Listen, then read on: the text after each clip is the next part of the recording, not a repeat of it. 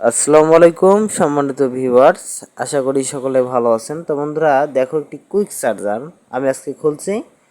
এই quick চার্জারটিতে quick charger আসলে কি, তাই না? আমরা যে ফোনগুলো ব্যবহার করি, ফোনগুলোতে অনেক সময় পানি পেয়ে ড্যামেজ হয়, কি হয়, ব্যাটারি ডিসচার্জ হয়। অনেক সময় চার্জ না দিয়েও কি হয়ে থাকে, ব্যাটারিগুলো চার্জ নেমে যায়। সেই দ্রুত চার্জ ওঠানোর জন্য কুইক চার্জার ইউজ করা হয়ে থাকে।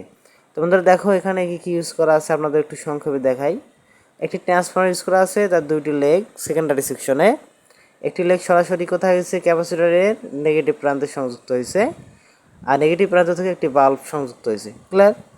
তাহলে এবং অপর পাশে পজিটিভ পজিটিভ থেকে একটি ডায়োড থেকে ডিসি করা হয়েছে, যেটাকে সেন্টারটা বলা হচ্ছে। আর ওই প্রান্ত থেকেই আমার সংযুক্ত হয়েছে প্রায় 1K রেজিস্টার হয়ে অপর যে এলইডি আছে, লাইট ইমিটিং ডায়োডের ওই প্রান্তে সংযুক্ত করে পাওয়ার পাইলো কি পাইলো না নির্দেশনার জন্য এটা কানেকশন করা হয়েছে। তো বন্ধুরা দেখো, আমাদের সমস্যা মূলত হচ্ছে এই রেগুলেটরে। এই রেগুলেটর ঠিক মতো কাজ করতেছে না।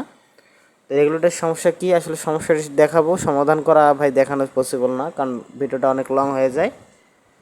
তো সমস্যা দেখালে আসলে সমস্যা ধরাটা আসলে মেন, পরিবর্তন করাটা কিন্তু তেমন ফ্যাক্টর না। তাই আমি শুধু সমস্যাগুলোই দেখানোর চেষ্টা করি। তো বন্ধুরা দেখো, ট্রাকটি কিন্তু ব্লাস্ট হয়ে গেছে, দেখছেন মাঝে ট্রাকটির ব্লাস্ট হয়ে গেছে।